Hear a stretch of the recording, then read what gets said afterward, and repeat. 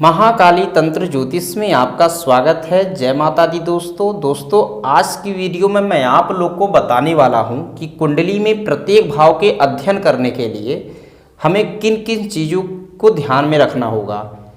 तो सबसे पहले भाव की आवश्यकता पड़ेगी, उसके बाद भावेश, उसके बाद कारक। तो भाव कुंडली में 12 भाव होते हैं, तो प्रत्येक भाव अपना अलग अलग भाव होता है, 12 भाव अलग अलग होते हैं। तो पहला भाव हमारा लग्न है, पहला भाव है हमारा, ये दूसरा भाव है, तीसरा भाव है। इस तरीके से हमारे 12 भाव होते हैं कुंडली में। उसके बारी आती है भावेश की।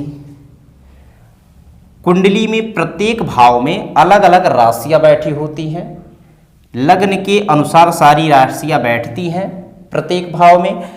तो लग्न में जो राशि बैठी होगी वह वहाँ का लग्नेश होगा, वहाँ का भावेश होगा, प्रथमेश होगा वहाँ का। दूसरे नंबर में धन भाव में जो राशि बैठी होगी वहाँ का वह भावेश होगा यानी धनेश होगा। तो यहाँ पे 3 नंबर बैठी है राशि, तो यहाँ का धनेश कौन हुआ? बुध देव, यानी मिथुन राशि है तीसरी नंबर की राशि, तो बुध देव हुए। यहाँ के स्वामी बुध देव। तीसरे नंबर की भाव में कौन सी राशि बैठी है? 4 नंबर यानी कर्क राशि। यहाँ का स्वामी कौन होता है? चंद्रमा, यानी यहाँ के स्वामी कौन होते हैं? चंद्रमा। यहाँ के तीसरे नंबर के भावेश कौन होते हैं? चंद्रमा। तो इस प्रकार हमें कुंडली में भाव और भावेश को चेक करना होगा। उसके बाद बारी आती है कारक की। तो कारक जो होता है प्रत्येक कुंडली में स्थिर कारक होता है। स्थिर भी कारक होते हैं, चर कारक भी होते हैं, लेकिन मैं अभी आपको स्थिर कारक की बात कर रहा हूँ।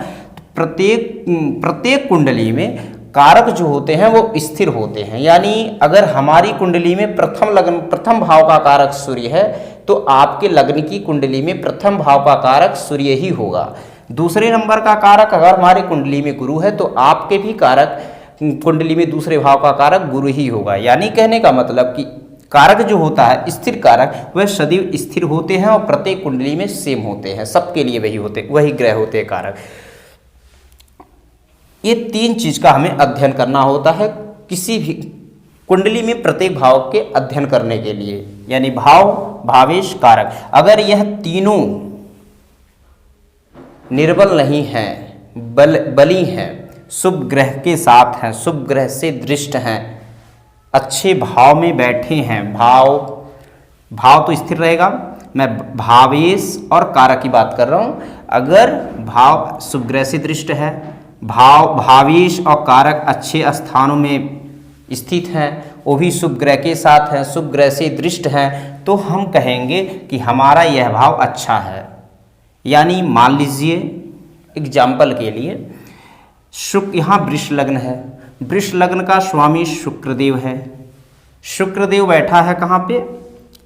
सप्तम भाव में, यानी केंद्र भाव में बैठा है, तो अच्छी जगह बैठा है।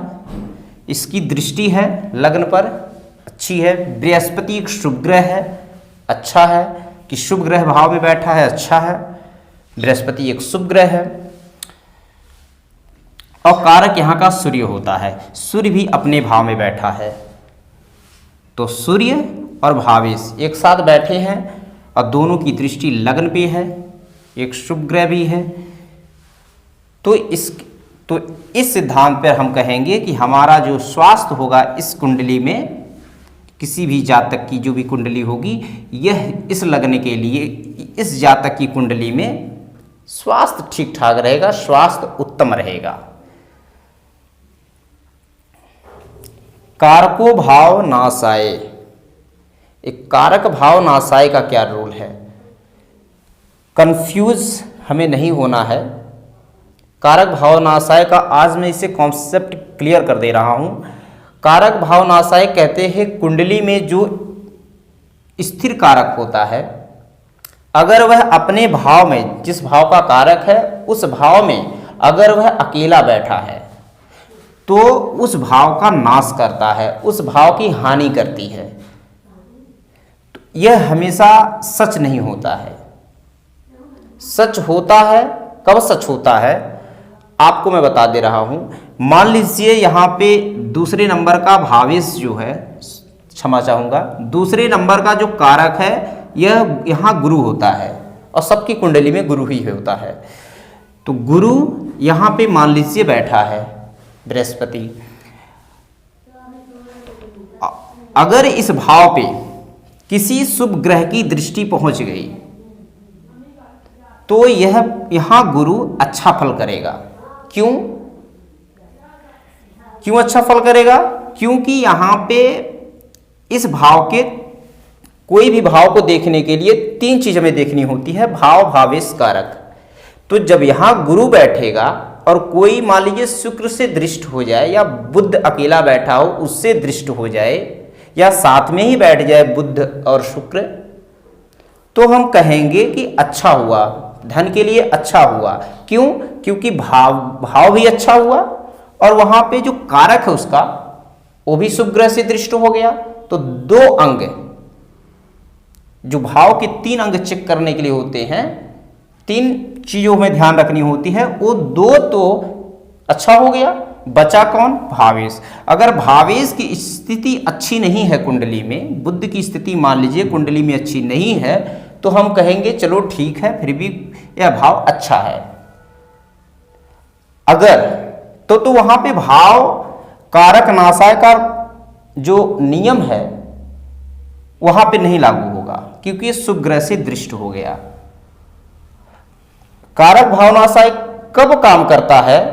कारक नुकसान अपने भाव का कब करता है? जब मान लीजिए यहां पे गुरु बैठा है और किसी मंगल या शनि या सूर्य किसी अशुभ ग्रह की दृष्टि पहुंच गई या उसके साथ बैठा है गुरु के साथ द्वितीय भाव में, तो हम कहेंगे कि अब इस भाव का हानि हो गई, इस भाव की हानि हो गई। क्यों? क्योंकि यहां पे भाव और कारक दोनों पीड़ित हो गए, और जब दोनों पीड़ित हो गए, क्योंकि जब दृष्टि पहुंचेगी बैठेगा तो एक ही को नुकसान नहीं करेगा, भाव को ही तो नुकसान नहीं करेगा ना। यहां गुरु होगा तो गुरु को भी नुकसान करेगा, उसकी दृष्टि पहुंचेगी तो दोनों पे पहुंचेगी। तो इसलिए फिर वहां पे जो गुरु होगा, कारक है धन का, वहां वह अपने भाव का स्वयं नुकसान करेगा। तो इस रूल को आपको समझना होगा कि कारक भाव नाशाय तब हमारा इस तरह काम करता है कि अगर कारक जिस भाव में जिस भाव का कारक है उस भाव में अगर बैठा है, शुभ ग्रह से दृष्ट है, शुभ ग्रह के साथ है, तो अब भाव का कारक उस भाव अपने भाव के लिए अच्छा करेगा। लेकिन यदि अपने उस भाव का कारक उसी भाव में बैठा हो और अशुभ ग्रह से दृष्ट हो गया, एक ही अशुभ ग्रह से दृष्ट हो जाए, तो उस भाव का बहुत ही अनिष्ट करेगा। क्योंकि जो अशुभ ग्रह का प्रभाव पड़ेगा वह एक पे नहीं पड़ेगा, वो दोनों पे पड़ेगा, गुरु पे भी पड़ेगा और भाव पे भी पड़ेगा। तो इस चीज को आपको ध्यान रखना होगा। आज की वीडियो में मैं इतना ही आप लोग को बताना चाहूंगा। फिर से एक बार मैं रिवीजन कर दे रहा हूं कि कुंडली में प्रत्येक भाव के अध्ययन करने के लिए, कोई भी भाव को आप अध्ययन करने के लिए आपको 3 बातों का ध्यान रखना होगा, यानी 3 चीजों का अध्ययन करना होगा। भाव, भावेश, कारक। भाव कौन है? प्रत्येक अलग अलग भाव हैं। इस भाव को मान लीजिए यह भाव हमारा है, इस भाव को चेक करना है। तो भाव, फिर भावेश, यहाँ का जो इस भाव में जो राशि बैठी है उसका स्वामी भावेश होता है। जिस भाव में जो राशि बैठी होती है उसके स्वामी को हम भावेश कहते हैं। तो 12 राशि है, 12 भाव है। तो यहाँ का जो भावेश होता है, यहाँ का भावेश शुक्र है, क्योंकि 2 नंबर यानी वृष राशि। तो यहाँ का स्वामी, वृष राशि के स्वामी शुक्र, यहाँ के स्वामी भावेश कौन हुए? शुक्र हुए। तो शुक्र को चेक करना है। और यहाँ कारक, तो प्रथम भाव का कारक सूर्य होता है।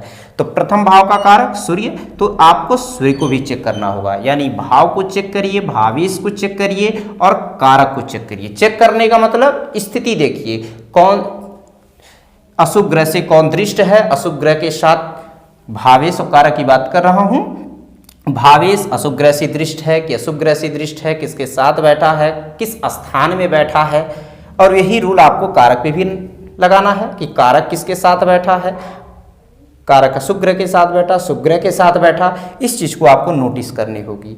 दूसरी बात, कारक भाव नाशाय, आज से क्लियर हो गया कि कारक भाव नाशाय कब हमारे लिए अनिष्ट करेगा? जब वह अशुभ कारक भावनाशय जब किसी भाव का कारक अपने घर में जब होगा, जिस भाव का कारक है उस घर में होगा, वो नुकसान तब करेगा जब वह किसी पाप ग्रह से दृष्ट हो जाए, पाप ग्रह के साथ हो जाए, पाप कर्तरी में हो जाए, तो वह अनिष्ट करेगा अपने भाव को ही कारक। लेकिन अगर शुभ ग्रह से दृष्ट हो जाए, शुभ ग्रह के साथ हो जाए, तो वह अपने भाव को अनिष्ट नहीं करेगा, शुभ फल देगा। और यदि कारक भाव में बैठा हो, ना ही अशुभ ग्रह से दृष्ट हो, ना ही शुभ ग्रह से दृष्ट हो, तो मध्यम फल कहना चाहिए। आज की वीडियो में इतना ही दोस्तों। अगली वीडियो में ऐसी ही अच्छी जानकारी आपके लिए लेकर आऊँगा।